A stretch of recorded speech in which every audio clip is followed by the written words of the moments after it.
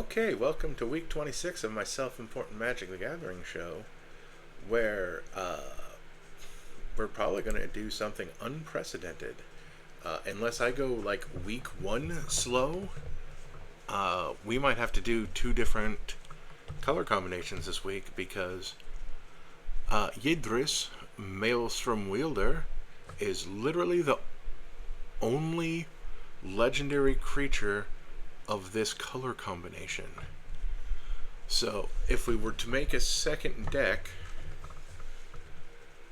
using this color combination, we would have to use the two color partner commanders, of which I already used Ludovect and Chrome during Is It Week. And I think I used Renn last of the Abzan.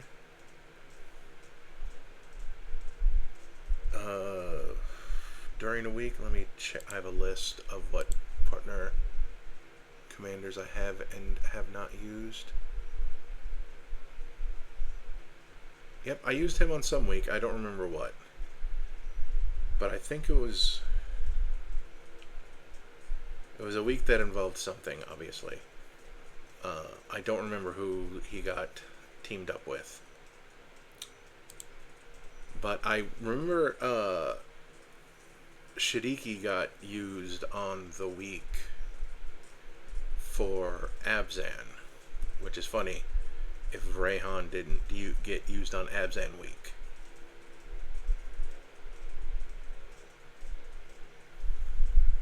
Hold on, I'm going to... Oh, maybe he got teamed up with a single color commander? I honestly don't remember. So if we want to use any of these partner commanders, well, Kaido and Thrasios spoilers are in a different week, so we can't use them. So that means we would have to team up Silas, Renn, Seeker Adept, who on combat damage to a player, you can cast artifacts from your graveyard, or at least one, and Tana the Bloodsower, who makes Sapperling tokens. They are completely unrelated to each other. That might be a fun challenge, although if I look at my list, I don't have Tanya teamed up with anyone, and I would team up Silas Renn with Armix Filigree Thrasher because they're both from Esper on Alara. Because I like, I think I said I like my my people to be themed. Or maybe I have Renn earmarked for a deck, but I haven't made that deck yet on an episode. That's not something I'm going to look up during the episode, but for now, let's look at Yidris Maelstrom Wanderer. What does he do? He is -white, which is known as Chaos, apparently, for a 5/4 Ogre Wizard. That's neat. Whenever he deals combat damage to a player, spells you cast from your hand for the rest of that turn have cascade. Okay. So it's a 4-color cascade commander. Oh, and then also over here on the maybe board, we have the Nephilim, which they should have been legendary creatures, but they're not. So that's -white for a 2/2 Nephilim.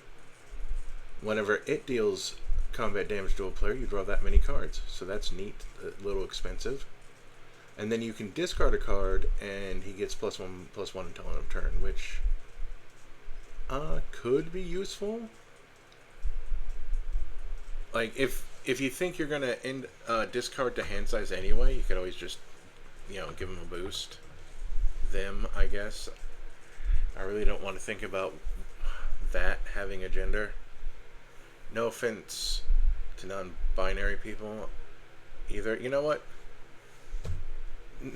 Pretend I didn't say anything. But actually, we're gonna put that in the deck because that's actually cool. With all the 4-color decks, I think I put the Niflheim in the maybe board just to start off. But even though this doesn't have anything to do with Cascade, it can draw you cards that you can cast from your hand. So I did not eat my vegetables yet. So let's eat our vegetables. So T land. Although I guess for the first one in the 4 colors, it's probably good to go through this. Like, how many basics are we going to have in this deck? We had 0 to 9, depending on personal laziness in the 3 colors. But I'm probably going to have fewer than that in this one. So T forest or T mountain or T swamp or T is land. Oh, I really did type them in reverse order. Huh.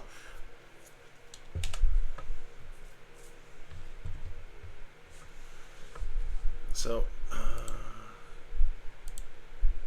we're just going to put everything that isn't an OG duel. Even though I'm pro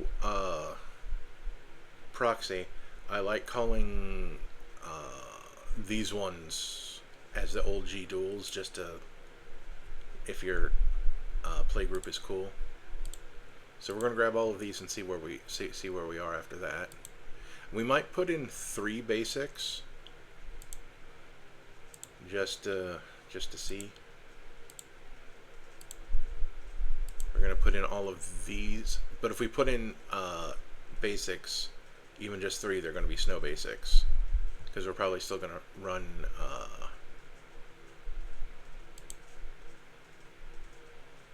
the sorcery ramp, as I apparently started calling them last video. Which is funny because we're still putting in the ones about the 2 or more basics, even though they're definitely not coming into play untapped. But since they're fetchable, even though we're not running fetches.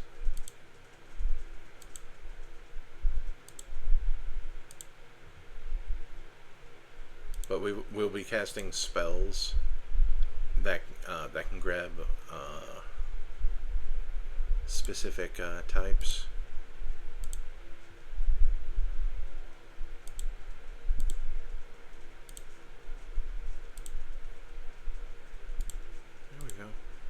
Scroll to top. How many lands did that wow, see, that put us at 34 lands already.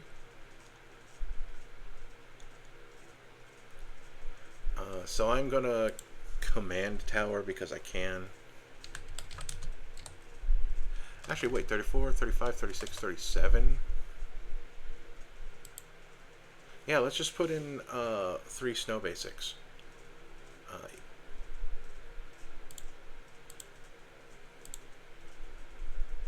Oh wait, there's 4 land types. Never mind. That'll bug me if we didn't have all 4. And maybe, although maybe we do want to go up to 38. Yeah, let's go up to 38.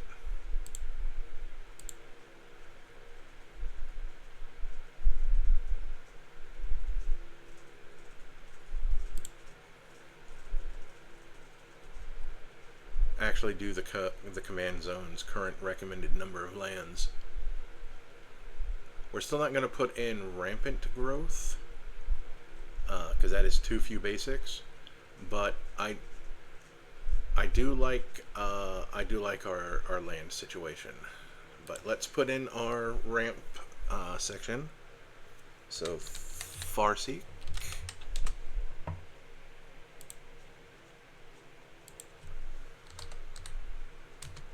Three visits. Nature's Lore. And into the north, since we have 1, 2, 3, 4, 5, 6, 7, 8, 9, We have 10 snowlands in the deck, so that's fine.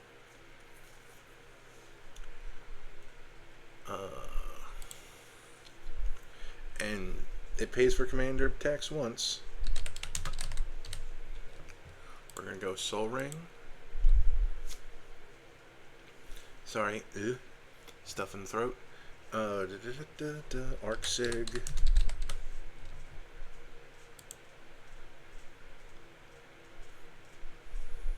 And then here's where we have a question, because we only really need.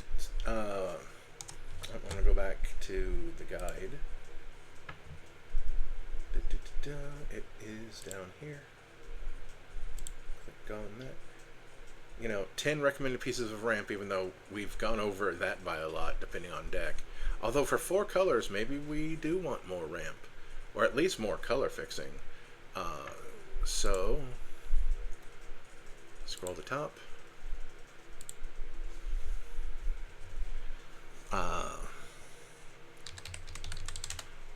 The question is, do we want the signets, or do we want the talismans? Because we don't need both. I think I'm going to go with the signets because they don't damage us. There we go. How many? And that gives us 12 pieces of ramp, which I'm fine with.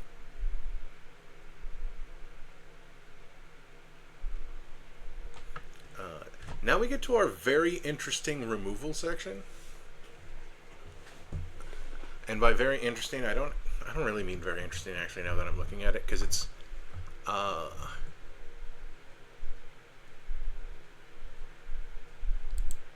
we're going to see a lot of old favorites. So T instant. Although this is killing time, which I like. Because if I can keep this to a 1 color episode, that would be perfect. T instant. O. You know, we're going to look at them separately. O. Exile target. Spelling words correctly. Order CMC. Oh, I forgot to put the O right there. My bad. Cling to dust, X and slugs, fade from memory, vow rebirth, We're looking for like fun 3-color stuff. Oh, Terra Sunder, of course. Like we've seen all the 3-color stuff, of course. You know, during the last 10 weeks, right? That's how many 3 colors there are. Yeah, 5 wedges and 5 shards.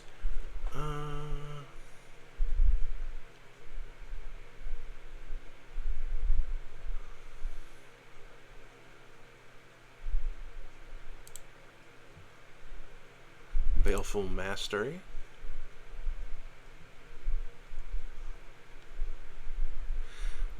Deadly Rollick, sure, because it exiles a creature for free if we control our commander, and I don't think that's a game changer. We're going to close this really quick. Yep, nope.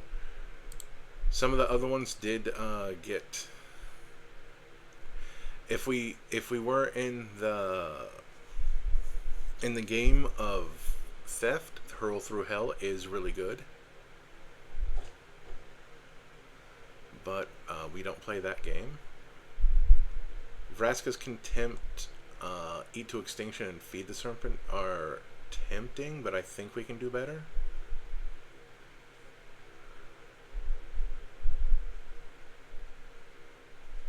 Though I think for now we will put them in, because we can always take them out later. And by later, I mean right now, because I'm actually unhappy with them. What's funny is I used to like these, but like I did realize that the 4 mana is a big ask, and then sometimes I'm like, oh, man, I really wish I would have kept that in the deck.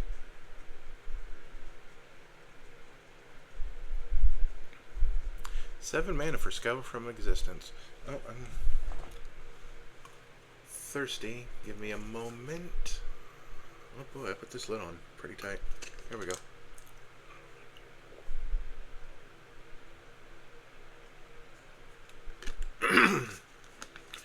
It's a lot cooler today. I am happy about that. But still, stay hydrated. So now we're on Destroy Target. It's mostly going to be black and green stuff.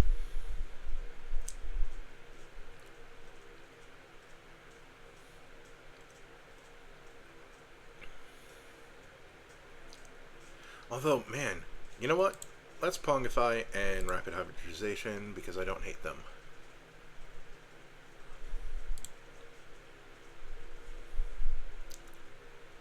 You just have to be really sure that them having a vanilla 3/3 creature is preferable to whatever you were getting rid of. Not Abrupt Decay. Assassin's Trophy. There we go. We're still going to go with Cast Down because it's cheap.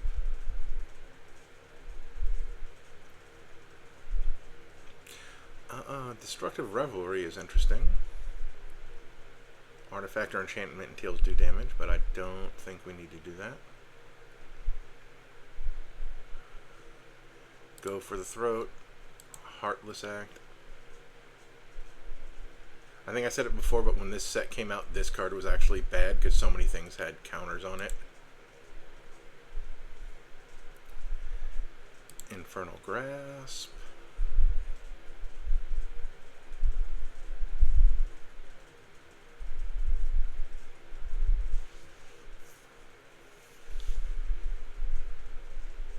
Terminate is mildly relevant if you run, because they're like some things actually have regenerate again. It's funny.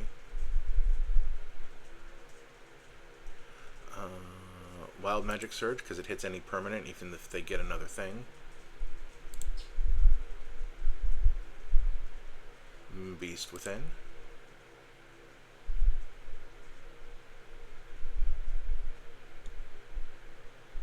I do like Bedevil, but like we're running 4 colors. Defenestrate's just a funny card just for existing. When we get to the 4 mana, that's when we're going to start loading up on stuff.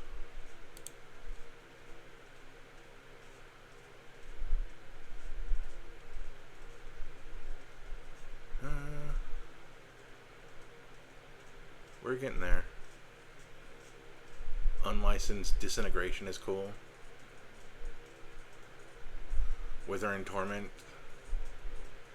Let's see. Yep, non-land permanent Proliferate. I don't know if Proliferate's going to matter, but this costs the exact same amount to some other stuff.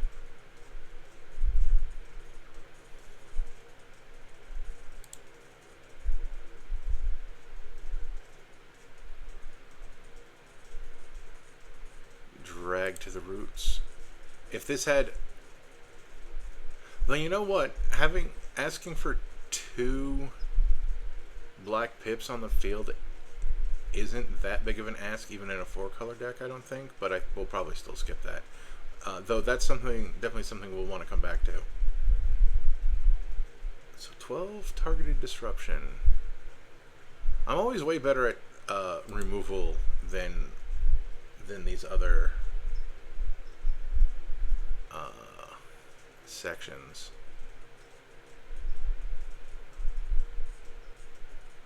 Unleash the Inferno. Oh yeah, that's interesting, but too much.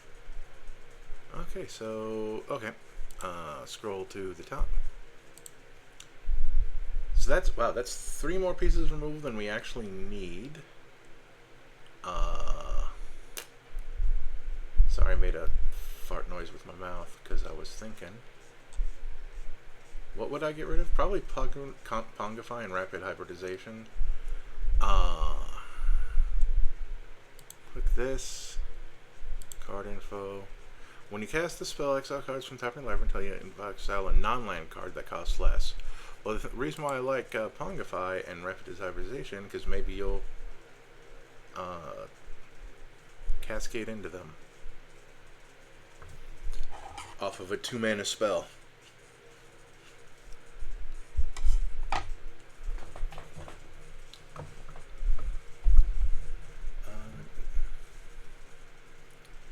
Though, if I were to get rid of 3, I think I'd get rid of Cast Down,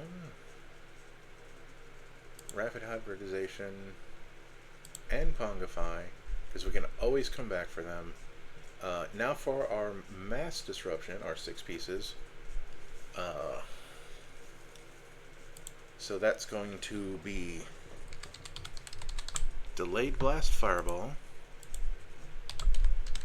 Mizium Mortars,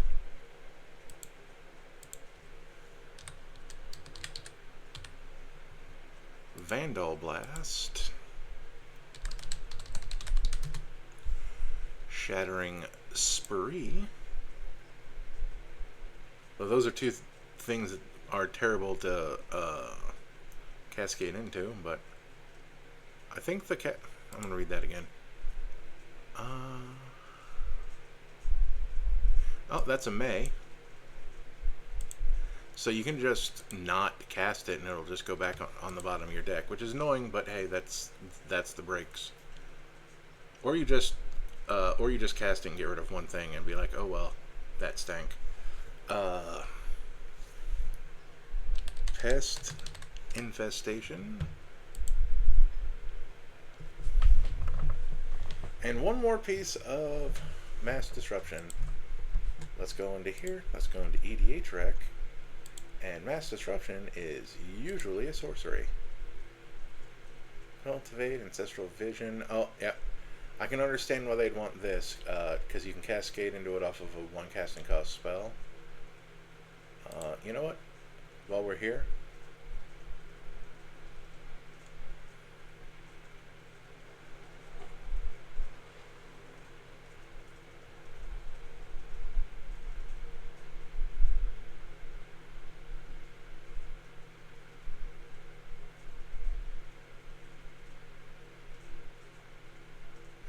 I can see where Volcanic Torment, because of the whole Cascade thing.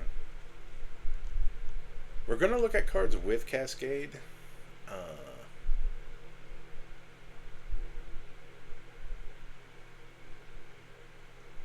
But I don't know how. Let's go look at Instants. Like, we're not doing Cyclonic Rift because it's a game changer.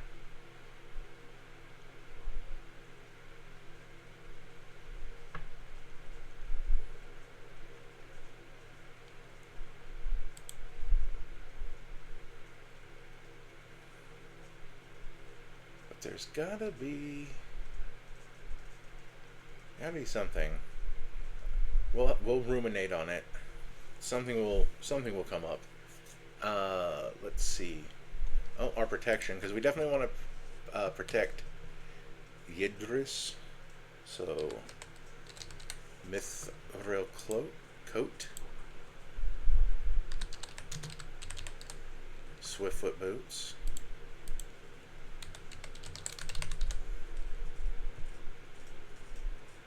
See how far we go until it gives us Greaves. That wasn't too far. Probably still should have typed a few letters to make it go faster, but you know. I mean, I know like that's 3 pieces and we're not guaranteed to get them, but that's just how I roll with that. We should definitely do more. Although technically, this is card draw.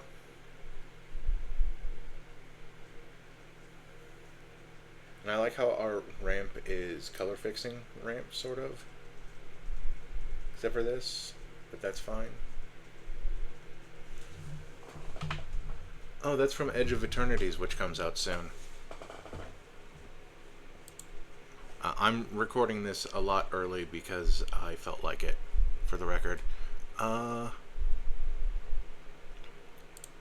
So, just for fun, syntax search. Oh, Cascade. Because there's a few things in here that I know I want if they're in the correct colors. Of course we want Apex Devastator. Don't be ridiculous. Yes, we want Averna, the one that lets us put lands in the battlefield.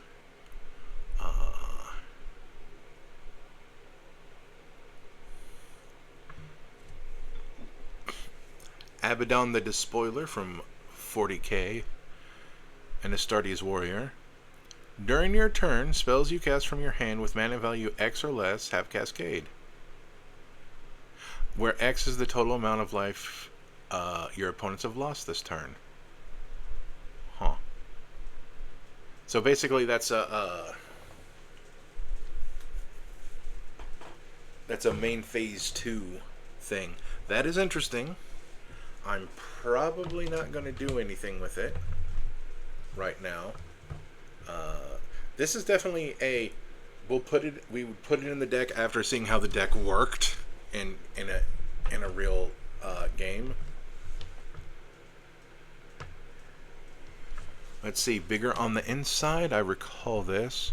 Target player adds 2 mana of any one color. Yeah, so it's also technically a piece of ramp, even though it costs 5. Oh, and it's enchant artifact or land. That's cool. The next spell they cast this turn has cascade. I do like that. I don't know if we need it, but I like the existence of it. This thing has cascade and escape and haste. Huh, that's interesting. 4 damage to target creature with cascade for 5.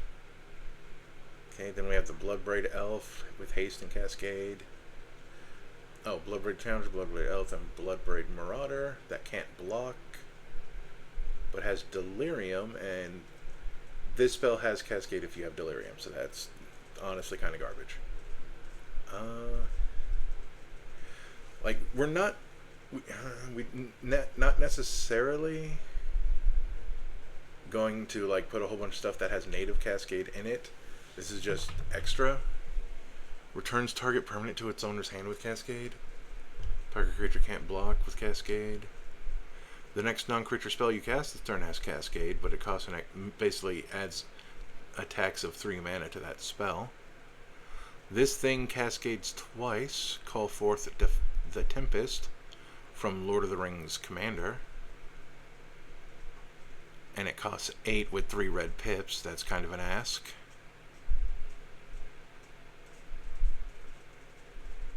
Oh, and you would have had to have cast other spells that turn, which I guess is what the cascade is for, because the spells off a cascade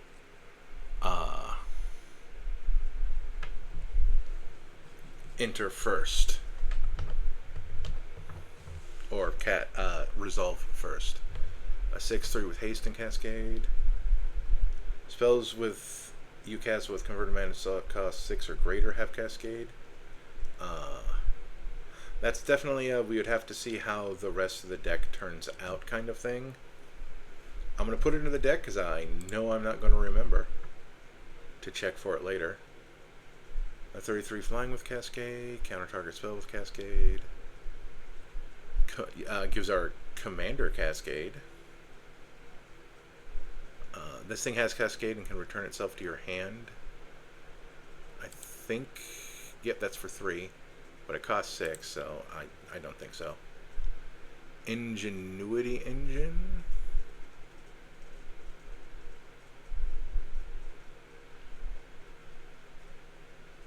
That's actually kind of interesting, but it's expensive. Into the Vortex has cascade and rebound. That's just hilarious. This thing regenerates and has cascade. Let the Galaxy Burn is interesting. Maelstrom Colossus is 7/7 for 8 with cascade. The first spell you cast each turn with mana from a treasure has cascade. I don't know if we're going to be making a whole lot of treasures. Oh, this gives our creatures haste, and then cascades twice. This made it. This was in Teamer Week, if y'all remember. Sakashima's Protege has cascade. A Shardless Agent has cascade.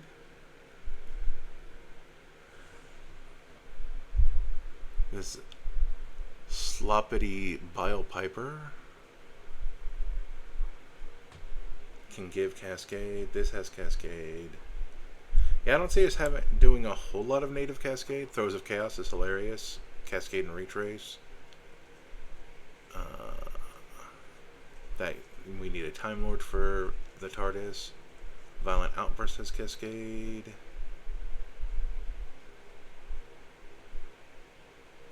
Volcanic Torrent, we saw that before. Wild Magic Sorcerer. The first spell you cast from exile each turn has cascade. The funny thing about that is that cascade is casting from exile. So that works. And then enchantment spells have cascade. And colors and expensive colors spells have cascade. Twice.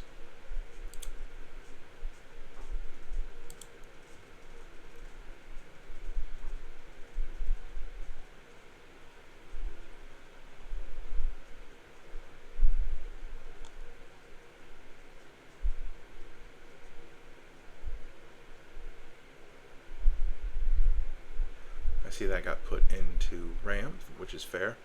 Yeah, we did not add a whole lot there because honestly, I didn't feel like a whole lot of those spells were that good. It's like, oh look, we put bad spells in our deck to cast more bad spells. No. We're gonna probably lean into this. In fact, I think I'm gonna want to put in my unblockable package now, which I think was only another 3 cards, because it was like Brotherhood, Regalia, then it was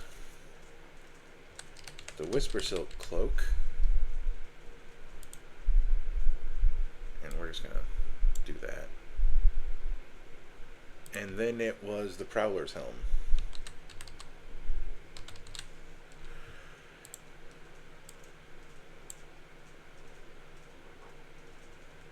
There we go. And we're at 81.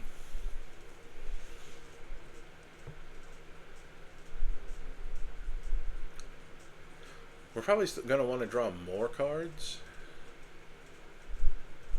We're actually going to try to get to that 12 maybe. We definitely need more creatures, right? Because categories, type, 6 creatures. So let's go over here. Let's see what they think. Watch it be a lot of... Actually, I'm going to check artifacts first, just out of curiosity. Chromatic Lantern and Felwar Stone both make sense. Shardless Agent. Yep. Lizard. Oh, Double Strike. Yeah, giving our commander Double Strike. Oh, Sensei's Divining Top to see what's on top. Oh, the Soul Talisman. That's funny.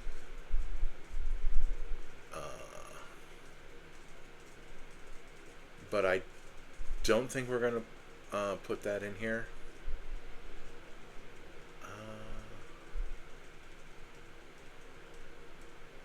Yeah, I like Sensei's Divining Top.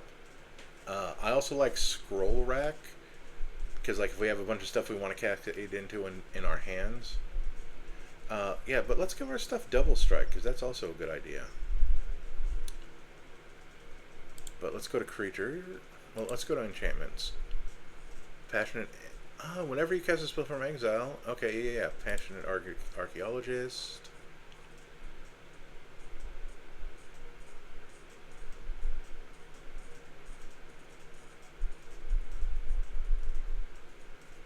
Sunbird's Invocation is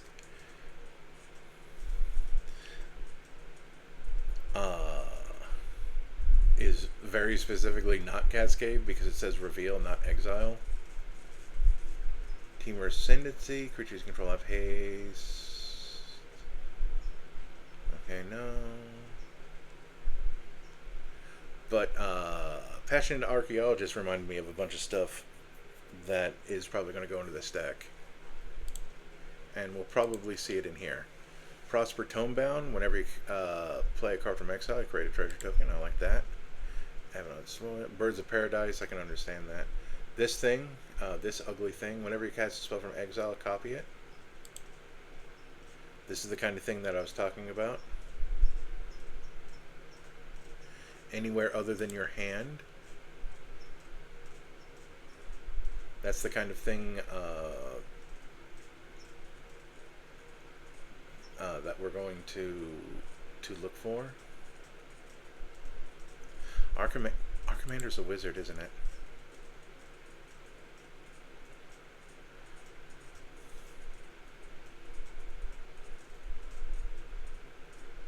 Oh, right, because it can gain Cascade more than once.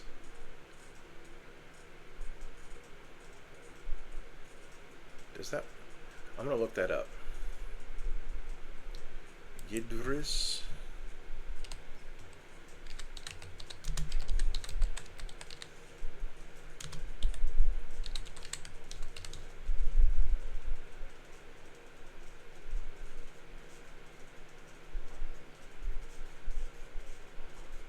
Yep, okay.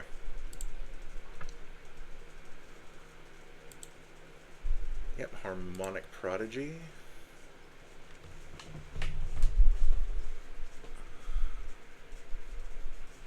Oh yeah, this Cedar or Cellar Spawn. Whenever you cast a spell, if the amount paid is less than its value, target opponent loses life equal to the difference. That's great for Cascade. Oh, this also doubles the trigger.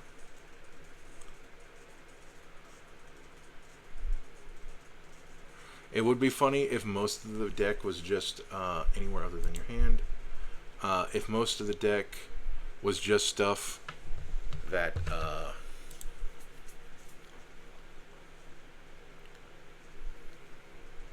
that modified the ability, I would still think that was funny and good. So we're gonna go spell from exile.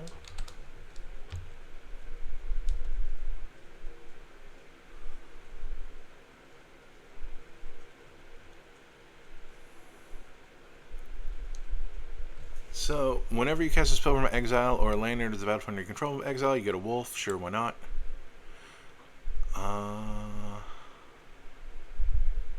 This puts +1/+1 counters, and we do have a way to modify creatures, so this might not be completely worthless.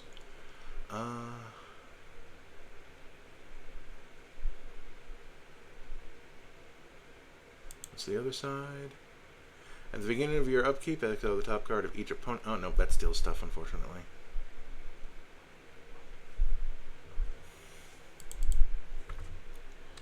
Now we put in card from exile because we know that's different.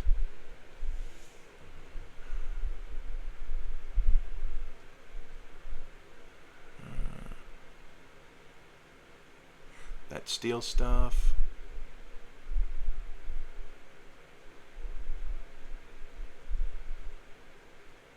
We're not really... Oh, that steals from graveyard too. Well, that's interesting.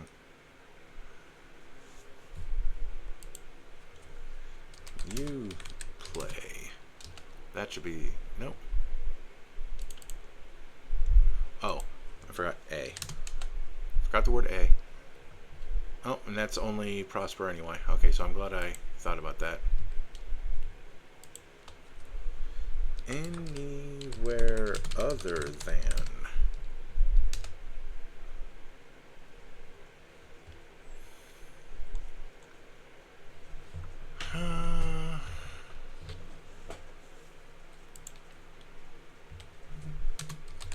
your hand.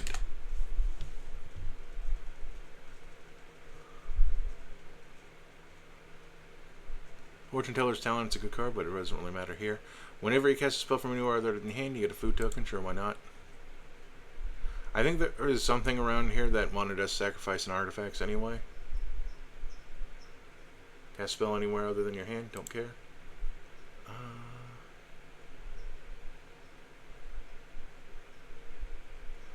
Impending Flux deals X damage to each opponent and each creature they control, where X is 1 plus the number of spells you cast from anywhere other than your hand. Oh, and it has Foretell. I like you, Impending Flux. That's also our 6th mass disruption item. For those keeping track. Unless I missed something that I put in earlier. Memory Worm. Whenever you cast a spell from anywhere other than your hand, does 2 damage to target player. But it makes them discard a card, which we're not about. Mizzix's Replica Rider.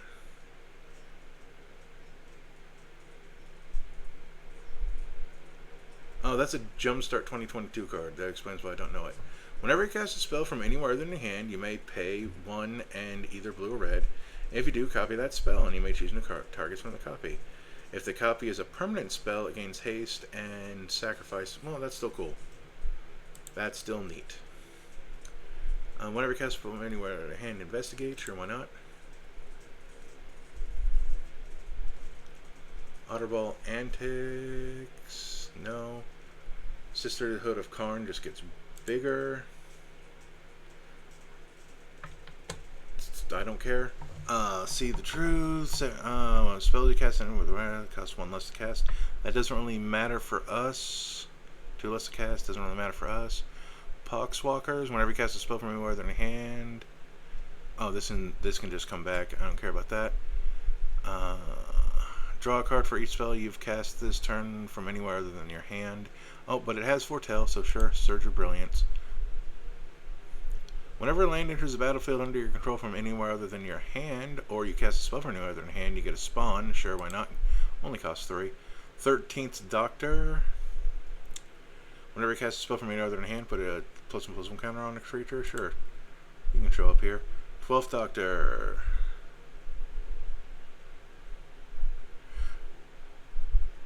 Oh, this is interesting. This thing gets counters when you copy stuff, and then you can just do Demonstrate, which is sure, why not?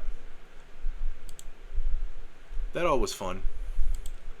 What did that put us at? That put us at 102, so we're actually 2 over.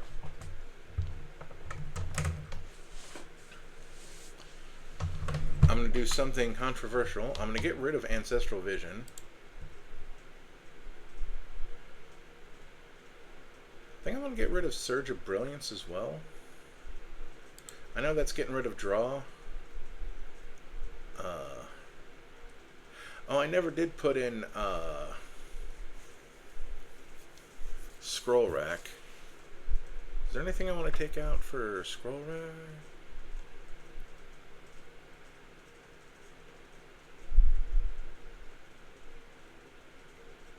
I also never gave myself Double Strike, but that's fine.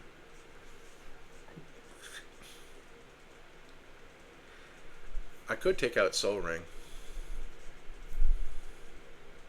It's funny how this went into ramp, even though her ability only really affects these Investigate tokens and those food tokens that one other guy makes. There he is.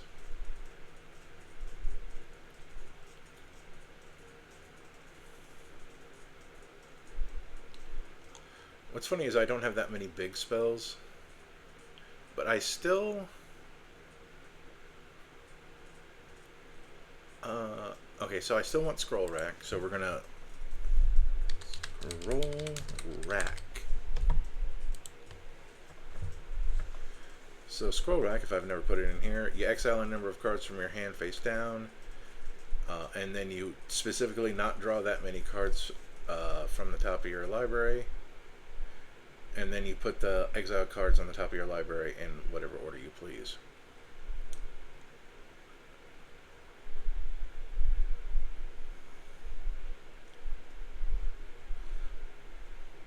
Sensei's Divining Top for that purpose is technically worse, since you can't put the stuff, but I want to have both.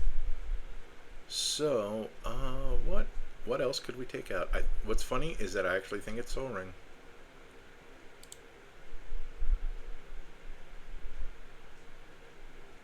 Someone call Maelstrom. Someone took a Soul Ring out of a deck because it felt like the best thing to take out. Even though the deck probably still stinks. It's probably still a pile of garbage.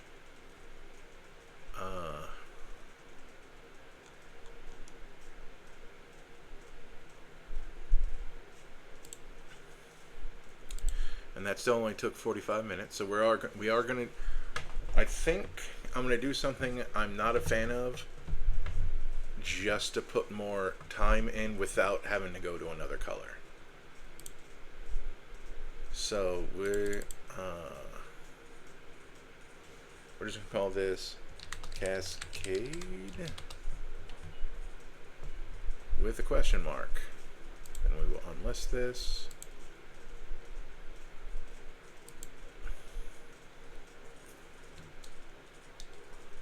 Actually, I have no idea. I have no idea.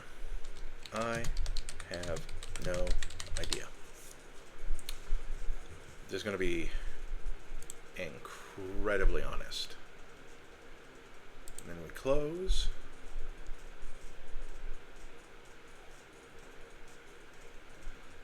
And then we go to export deck because we're going to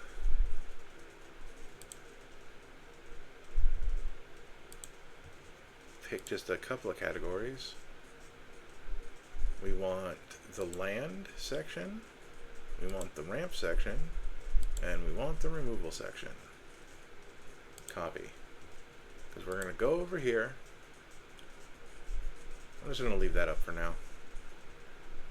After these videos, I always end up opening them back up. So we're going to go Silas Renn and Tana the Bloodsower, because that gets us all 4 of our colors. And we're just going to FAFO, I guess. And we're going to call it Professor Chaos. That is now the canon name of the deck.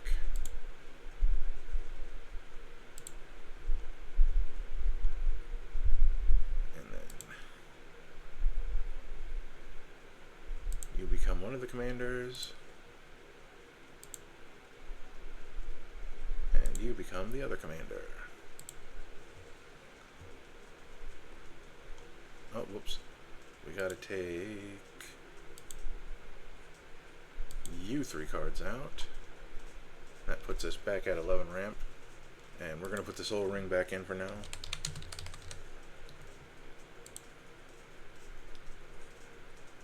I'm also gonna change the printings to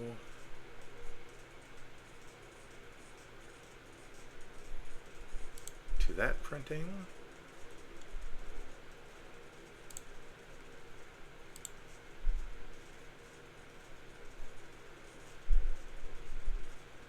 And that printing. And if I'm going to use that printing, I'm actually going to change that one to the matching printing, even though it's more expensive. There we go. Oh, and you know what? We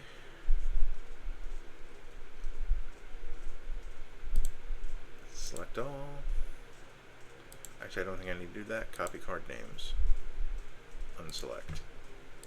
Because I just realized, so, whoops, nope. Import.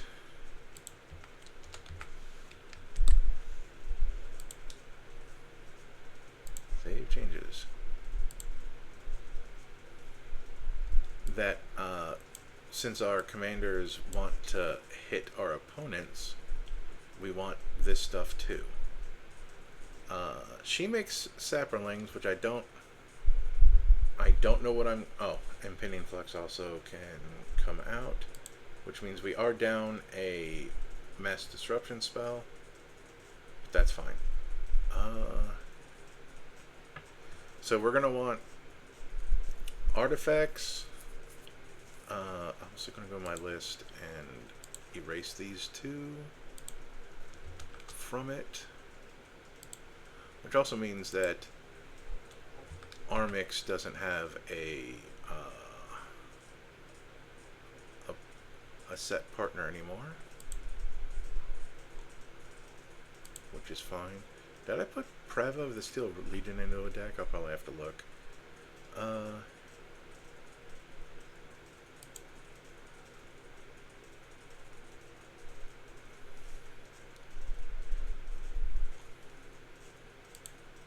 So this will be scroll up. This will be interesting to see if EDH Rec has anything to say. TNEPH. We're just gonna put that Nephilim in it again, because I don't hate it. This is gonna be fun to see.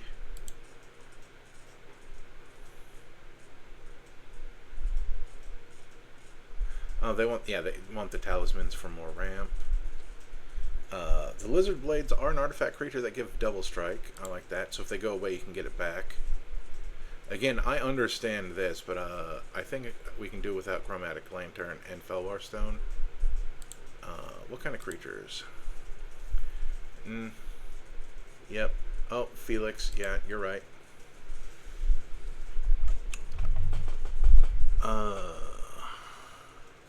Oh, creatures you control have haste. That I understand that.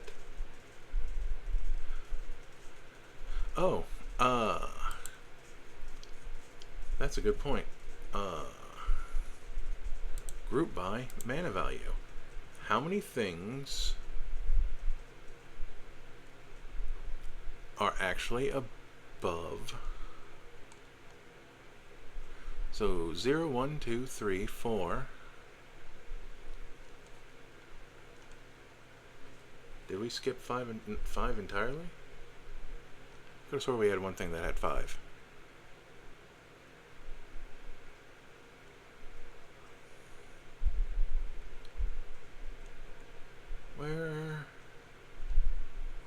Where are you? Oh, there we go. There's a couple of 5s. So she cares about 6 or greater, and we only have 1, 2, 3, 4, 5. So actually we can take her out. We're going to go by type. Oh, 21 creatures. We're fine. Categories. And we're going to put back in that Soul Ring because ha ha ha. Somebody tell Maud so he can be mad again. This deck is still silly and probably bad, but I still don't care. Anyway, back over here. What is this? Everna the Chaos Bloom. Oh, that's the Cascade thing. We're not cascading in this deck, though, so that's interesting.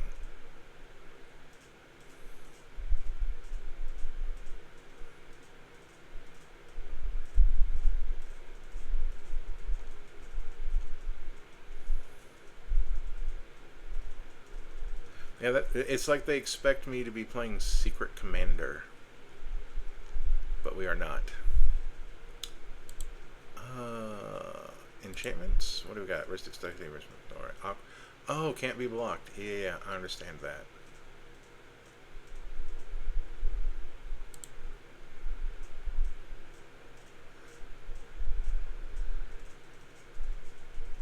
Oh, anything other than anywhere other than your hand is actually a good. Do I still have that over here? Yeah. Control X.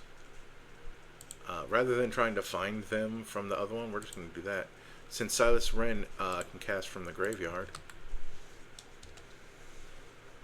Flaming Tyrannosaurus. Oh, and Fortune Teller's Talent actually does matter here if we want to level it up.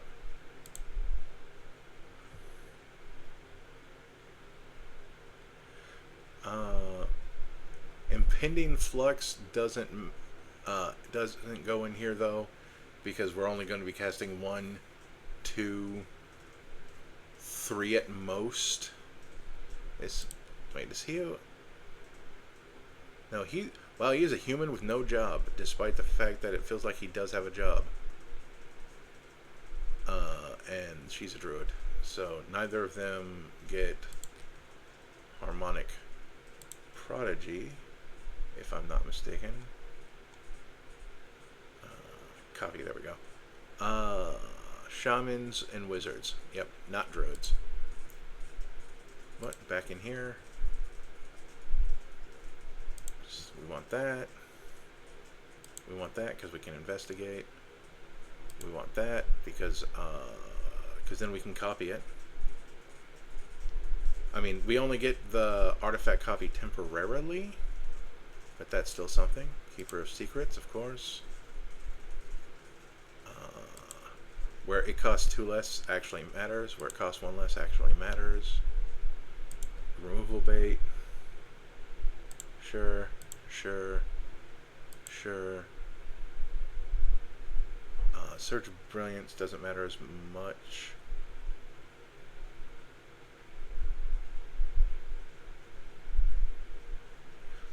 This guy becomes funny. It's like, oh, I want this artifact back here. Do you want a copy of it?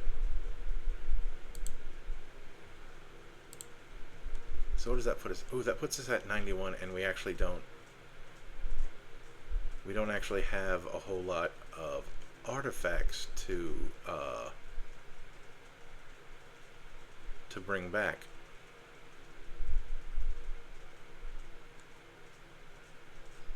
Because we have a lot of artifacts, but they don't get rid of themselves.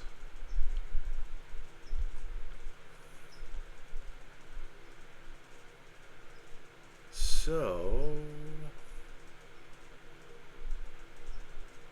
I like these ones that make us garbage creatures. So I'm going to get rid of Graham O'Brien, though. I'm also going to get rid of Osgood.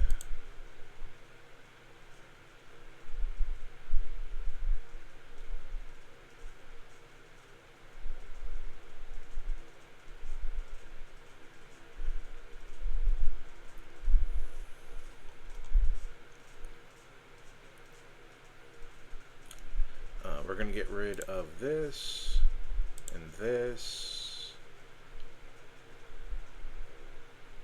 We're going to get rid of that because it's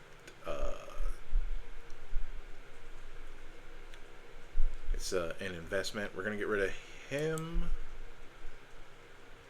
We're going to get rid of that.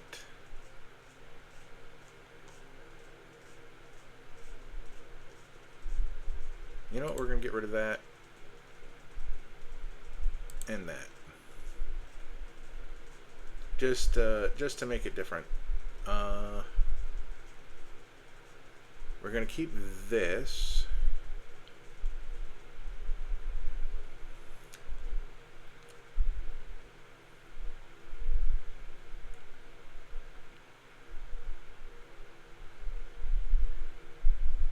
So this is like one of those partner decks where one of the partners is just there to give you colors.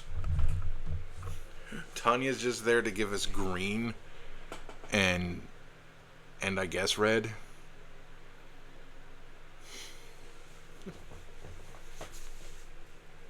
Oh, actually I just realized that the Glint 9 Niflheim feeds Silas Renn technically. Because we can discard artifact cards to make the Glint Eye bigger, and then we can have Silas cast artifacts from the graveyard.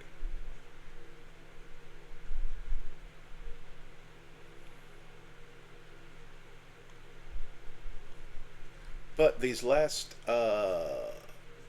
18 cards, I think, are just going to be artifacts that put themselves in the graveyard, or artifacts that our opponents will want to remove.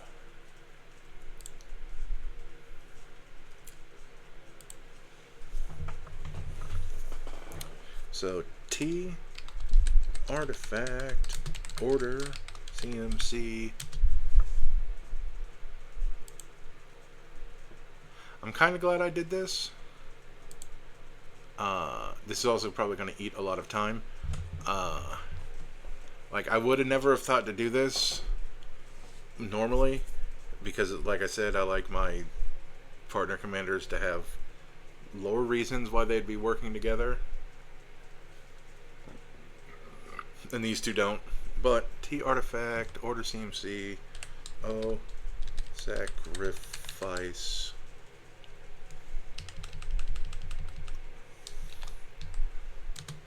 This.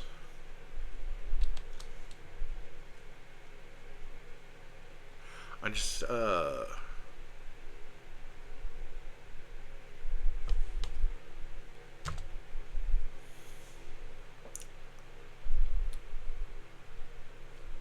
thought of another thing. Krark Clan Ironworks went down in ramp.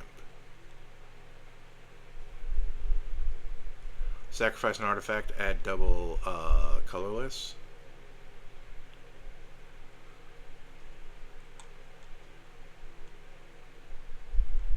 You know, sacrifice an artifact that I can later try to get back with Silas Renn.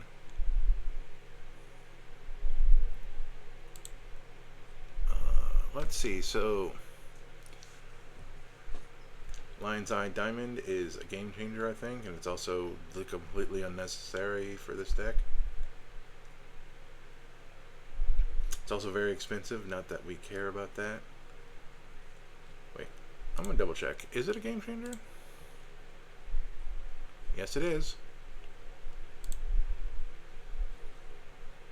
I mean, it's technically good for this deck, as long as we have a handful of artifacts and stuff we don't care about. Oh, artifact land clue. That's funny. Mishra's Bauble. We're not doing easy stuff like that. We're not gonna load up on bad cards.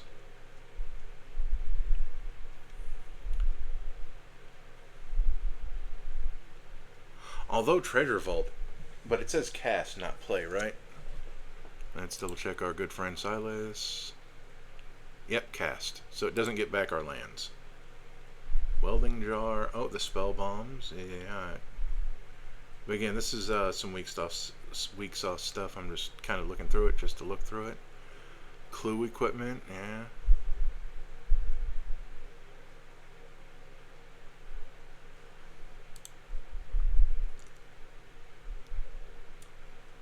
Spell bombs. Yep. Experimental synthesizer. When it enters, you exile the top card of your library until on turn you can play it, and since this is only one red, that's a nice way to do that. Ooh. My socks are slippery. I don't like that. I need to get some of those danger socks. The ones with the grippies. Expedition map to grab any land. I don't think we need that, but that's great if you have lands that don't have land types in your deck that you really want to grab, like an Urborg, or Tomb of Yawgmoth, or Yamavaya, Cradle of Growth. Found footage. I don't know. We're still at the low end. Goldhound is kind of an interesting one since it's a first strike menace creature that's also a treasure. It's also a creature. Ginger Brute. We're in the mildly interesting stuff section. Even though we're still at the 1 mana values.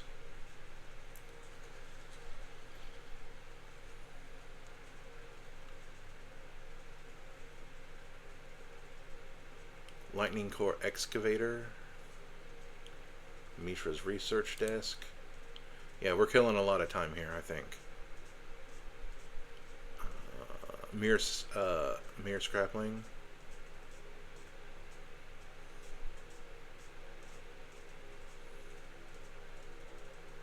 Another map. Separtian Simulacrum. Well, that's interesting. 1 for 1 on damage, but it's only to creatures, so that's not that good.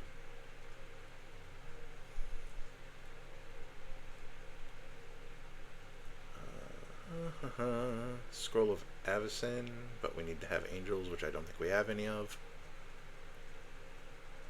Or at least I'd want it to get the 5 life. Underworld Cookbook.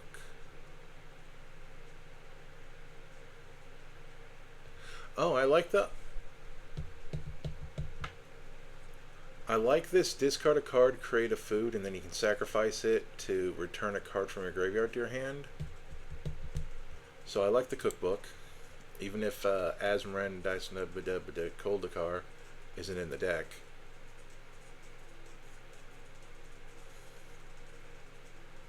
Because again, I realize that this discarding cards to draw cards, or discarding artifacts to cast them with Silas, might be better than looping artifacts that sacrifice themselves. But we're still gonna look through this section to eat time, and I imagine it's gonna be a while before we get to the get out of the 1 mana value thing, because I have a feeling there's a lot of these. And besides, we found this, which gave me an idea of a better way to go. Basic lands, which we don't need. Wizards Rockets. That's actually a neat piece of mana fixing, now that I'm looking at it. It enters the battlefield tapped, so you can't use it right away, but you pay X into it, and then you sacrifice it, and then you get X mana of any combination of colors. That's neat. The Boombox, Hardy Har Har.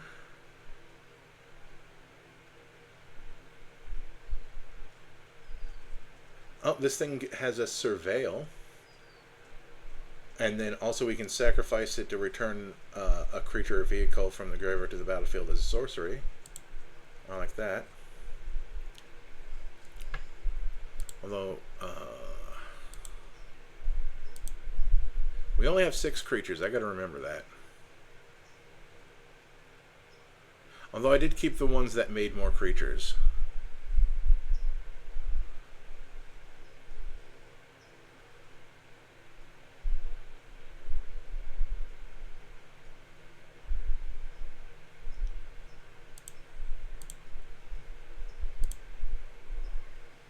But that's another thing that we gotta look into.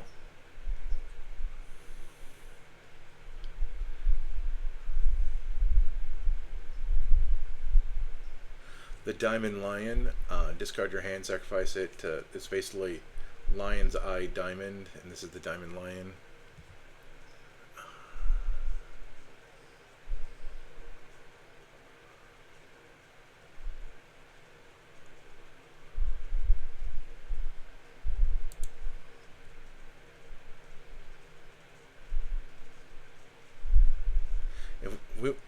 Oh, huh. I guess technically, if we get in for damage with our other commander, the Idol of Oblivion is actually good.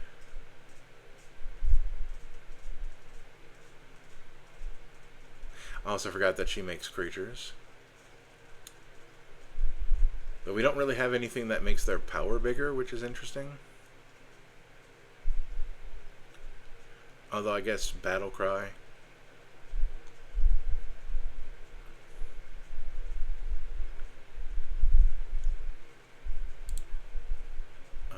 What was? Oh, yeah, Idol of Oblivion.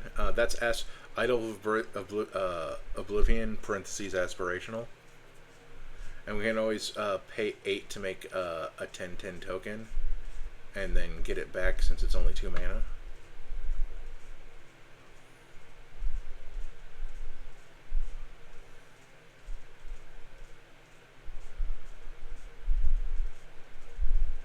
Let's see.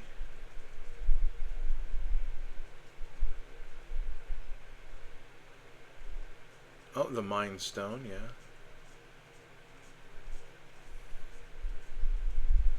Ramp that, colorless ramp that draws a card. And we're also, I noticed, into the 2 mana value stuff. Oh, the Red Herring, the Cluefish. It's probably one of my favorite cards on Principle.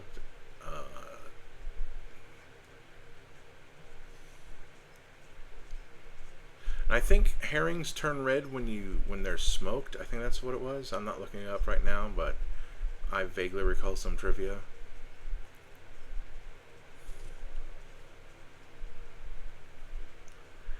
Twitching Doll. 1 mana of any color, and then you can sacrifice it at some point for a bunch of spiders. That's interesting.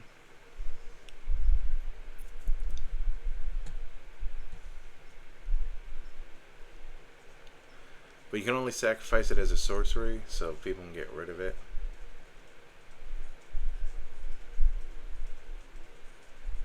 Blitzball is interesting. Bottle Gnomes is interesting.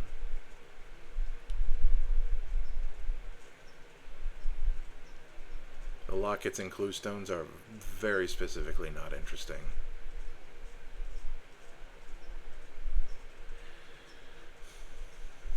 Elf Replica is mildly interesting. The Glittering Stockpile is actually kind of interesting.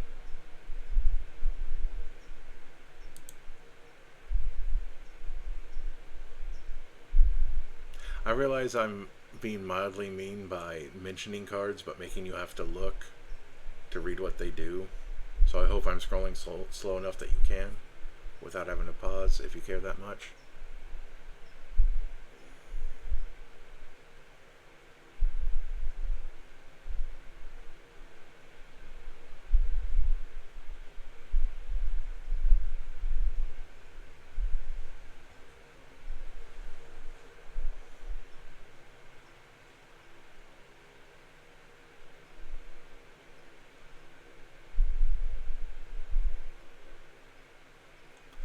Huh.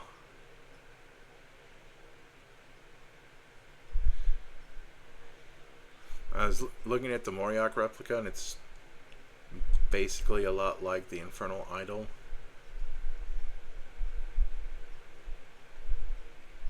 As they both draw you cards and lose you 2 life.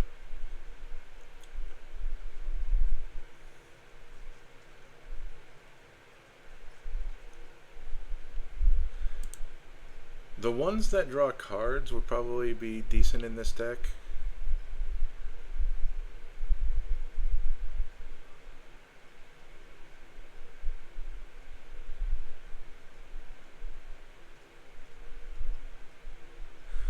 Oh, that's interesting. But again, it's activate only as a sorcery.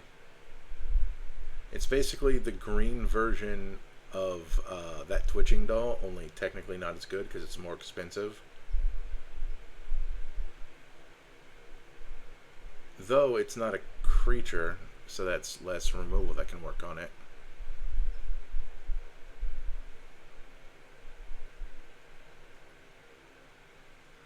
The replicas are mildly interesting because they all do something. Although I won't use the blue one because it's a counterspell.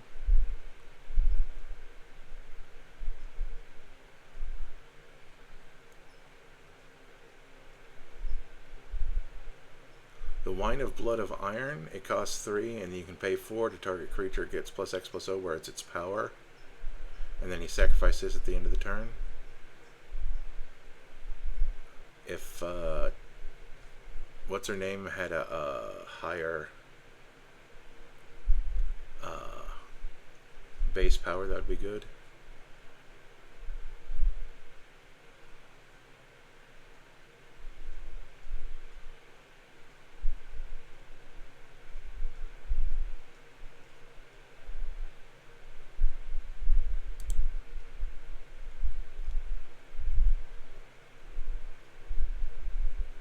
Oh wow, Jester's Cap, that's a blast from the past.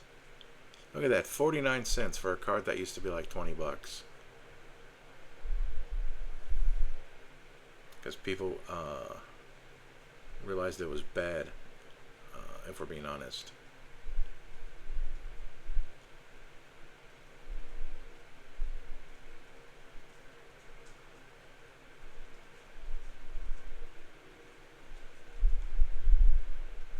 Jester's Mask is not even $3 these days, and that's the original printing. So wild.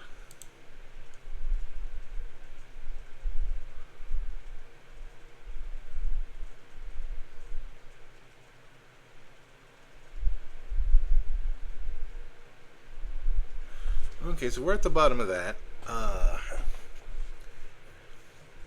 Other than stuff that draws cards, I didn't really see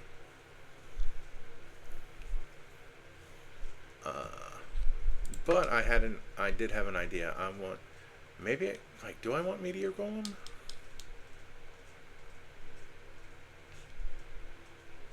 Yeah, let's go Meteor Golem because it's a creature. And Cityscape Leveler, and that's a cast and attack trigger, which is cool because Silas Renn casts them, and again they're creatures.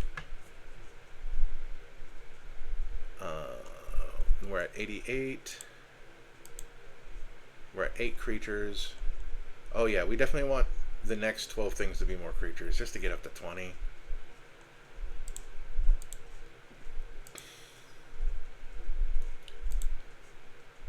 So what we're going to do is we're going to go back into here.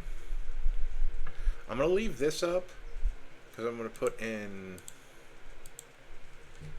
T creature, because now I just kind of want to see what things that were there.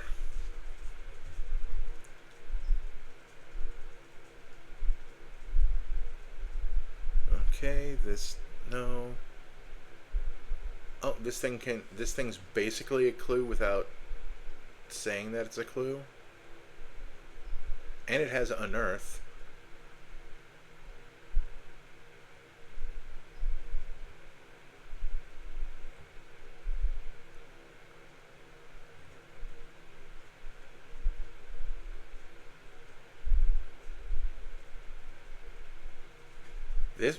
This core tapper is going to be really useful when Edge of Eternities comes out.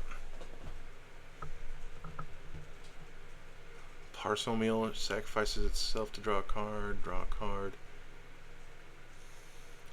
Yeah, these ones that draw a card are very tempting.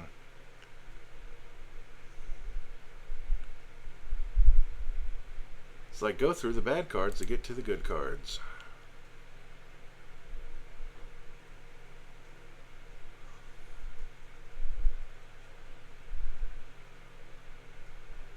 Although once we get up here, like, they're not good.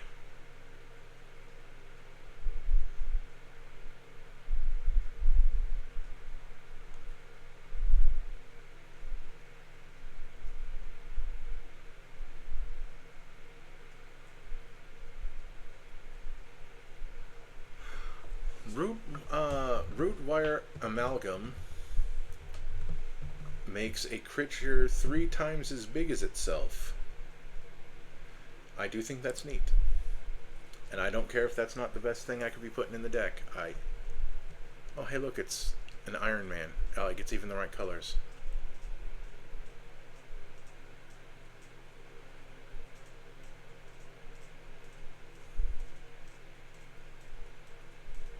It's also just a 5/5 for 5, which is not the worst. Oh, Razormane Masticore. It has first strike. It's a 5/5 for 5, which isn't great. But at the beginning of your upkeep, you either sacrifice it or discard a card. And then at the beginning of your draw step, you may, which is after your upkeep, so you either discarded a card or got rid of this, you can lightning bolt the creature. That's interesting. I don't know if I'm putting this deck, but I respect this card just a tiny bit.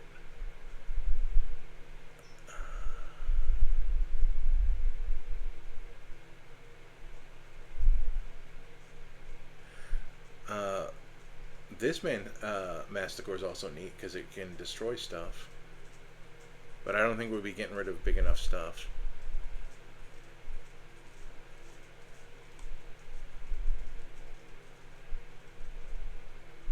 That searches for basics. Oh yeah, that's the plant mutant food. Did I talk about that in an episode? But it rolls a die and you gain that much life. I think I was looking for food in the Teamer episode. Tormod's Crypt Keeper. It's Tormod's Crypt, but it's a creature. Technically making it a lot worse. Oh, this thing destroys artifacts or enchantments, but it costs 3 to put into play.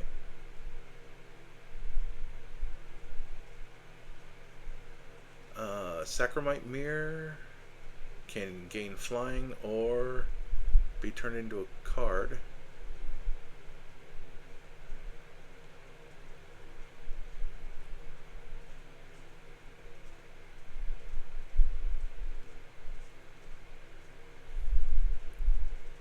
For that turning it into a card effect, I probably want it to be on a cheaper creature, which I think it looks like 2 is the cheapest, because I don't think any of these ones had it. Oh, no, we had 1. We had the Combat Courier, so for 3, so it makes it slightly worse than a clue, depending on how long you wanted it to be a 1/1.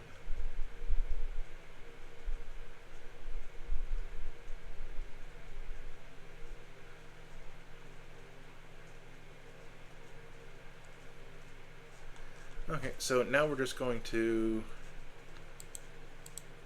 look at artifact creatures, I guess. I want to make sure I don't have... Okay, good.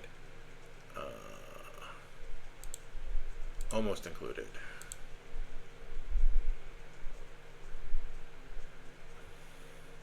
Oh.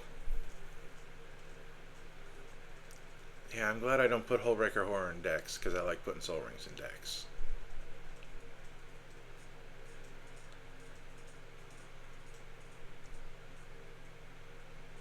Oh yeah, Mycosynth with Vandal Blast.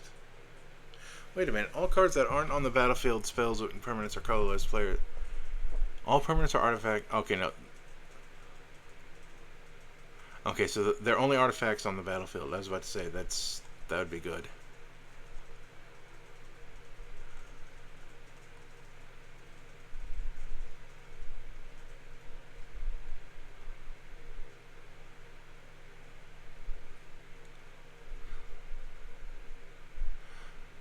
Oh yeah, the One Ring. Oh yeah, so we can sacrifice the One Ring so we don't get the bird encounters.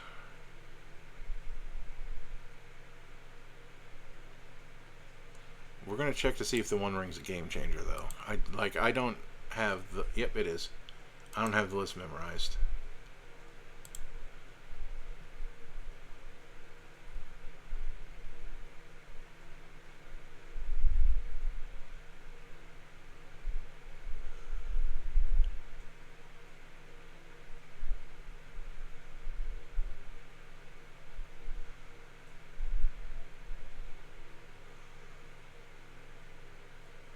Okay. We're gonna go back here.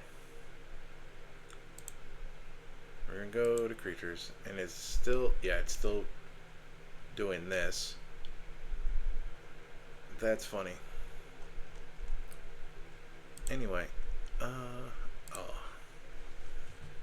T artifact T creature. I forgot that it erases that. O order CMC.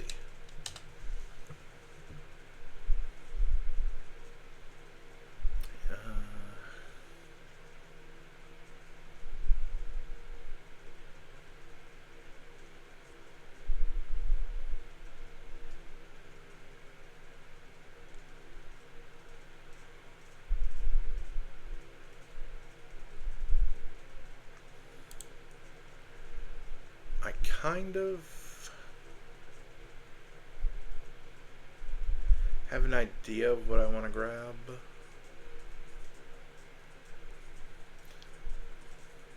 The Phyrexian Dreadnought.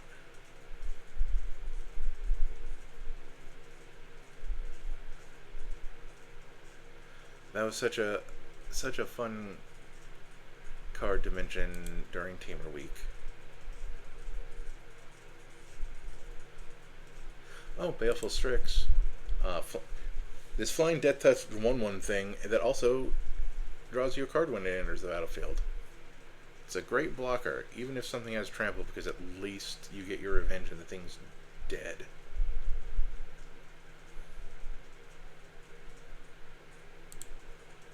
Uh, 10 more.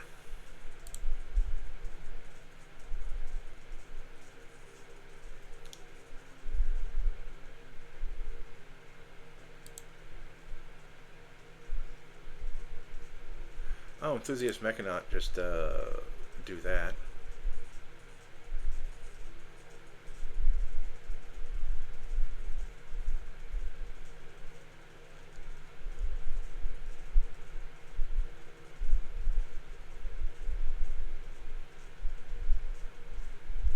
And then we're going to grab the one that costs 3 as well.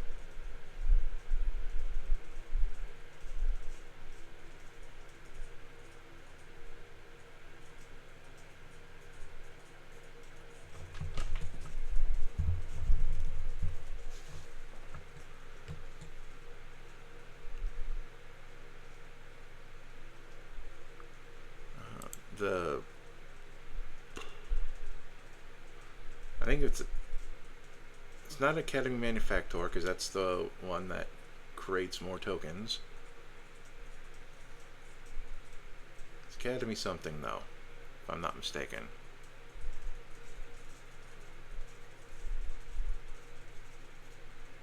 Oh, Search Ender Meal Ender, since we're kind of going that route. Oh, the reality chip just to cast off the top of our deck. And it's also an 0-4 when it's not attached to something.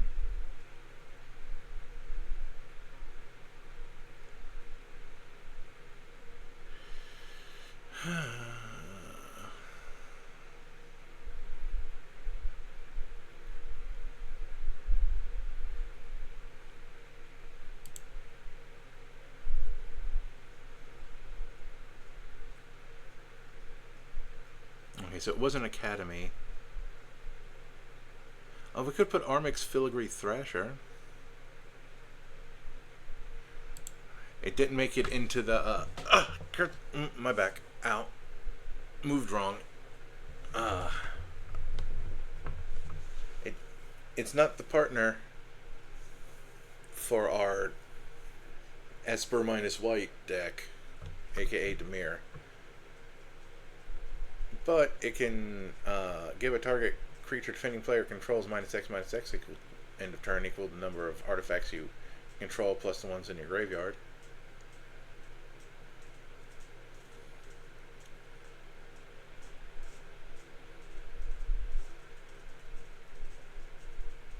We're going to get to that thing eventually because it has mana value 3, and I'm going to be like, oh yeah, that's what it was called, and I'm going to be very annoyed that I got it wrong.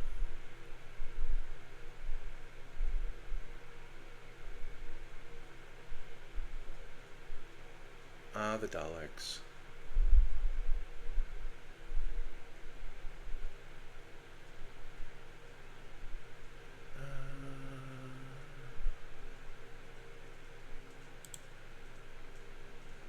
Foundry Inspector. That's what I was thinking of.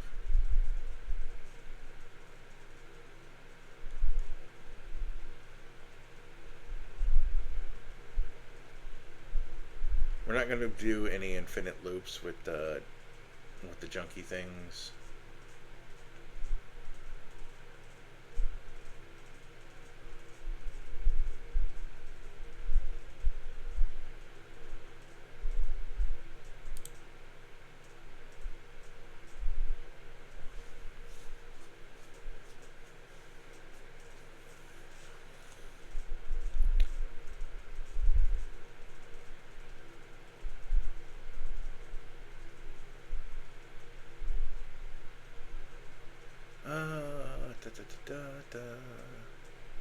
I'm still looking through stuff, but I think I know where I'm going to go for the rest of the cards.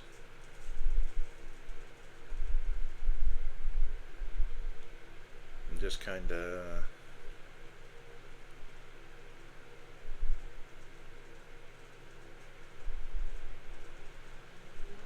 Oh, he himself is an artifact. That is not really relevant to where I am right now, but it is an interesting fact that I was not paying attention to.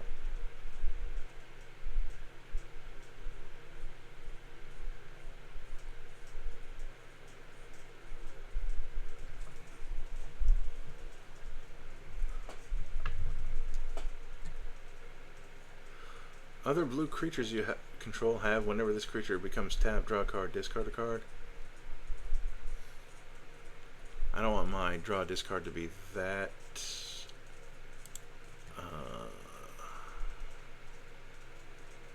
Oh, the Weeping Angel. Whenever an opponent casts a creature spell, this becomes not a creature.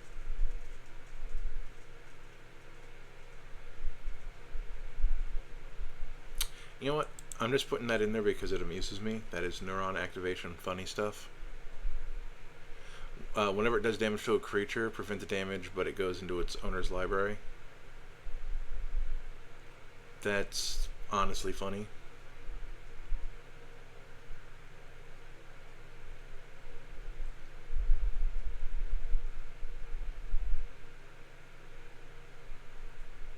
The first non-legendary artifact spell you has casualty 2, so you can sacrifice something with power 2 or greater. The only problem with casualty is that it's not more than one. You have to do one thing. And all of my theoretical sapperlings are merely 1/1s. Otherwise, this would be an interesting addition.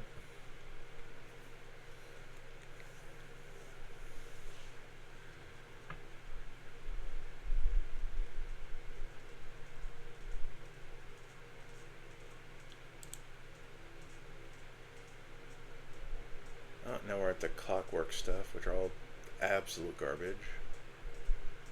Oh, the Cult of Skaro.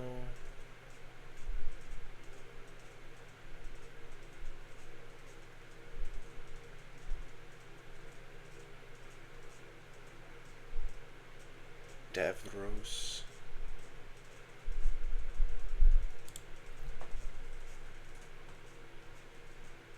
What's funny is that looking at these cards, it's like that there's an interesting deck to be built if you ignored both of your commanders, I feel. Oh, historic spells cost 1 less to cast, and artifacts are historic. Didn't think about that.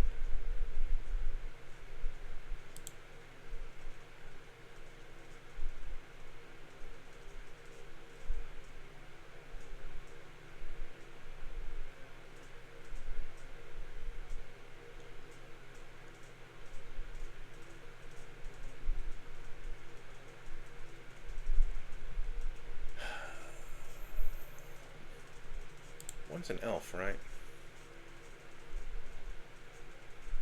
Yeah. If they were both humans or both elves, the chair would have been considered.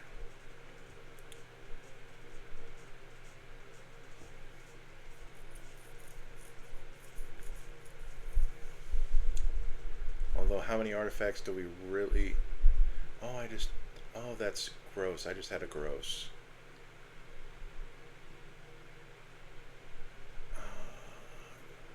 I just had a gross idea.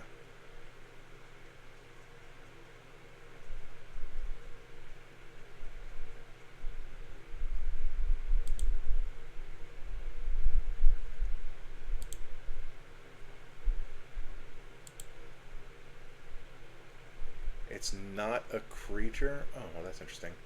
Well, since it's a thing that I know the name of, I'm not going to worry about it, but I'm going to go, artifact spells. What? No, spell, because I want to look for other things too. Whenever attacks, you may cast an artifact spell from your hand or graveyard by doing life. That's interesting. First artifact spell. First cast. Cargo ship. Nah. Non-artifact. That's the exact opposite. There we go. Ethereum Sculptor. That's what I was looking for. Or at least one of the things I was.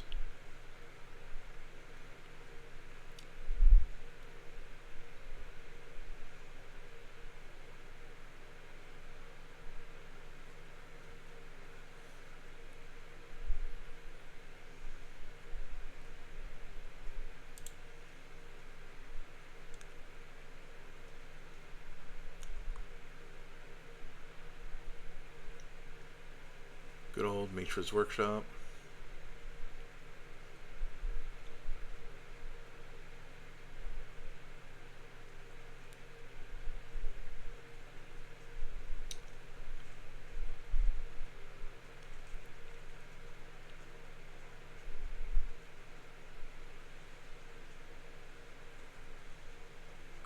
Huh. Healy's interesting.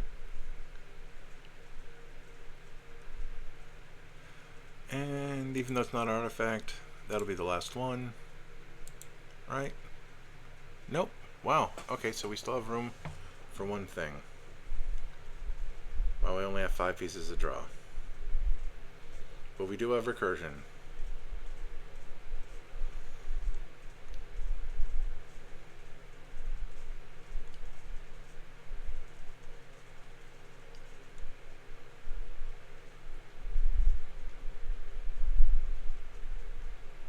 if that means I can put in the gross thing. How many? 19 creatures. That's fine. Since we have 2 commanders, I guess that's fine. But it was a Phyrexian portal. This is a 9 mana artifact. Where they get put in removal? Sounded like it got put in removal. Nope. Where did you get put in?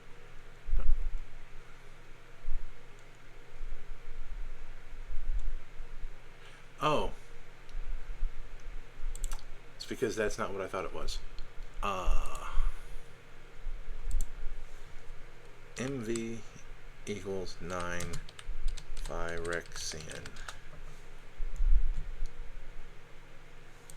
Mana value equals 8. Oh, it's Portal 2.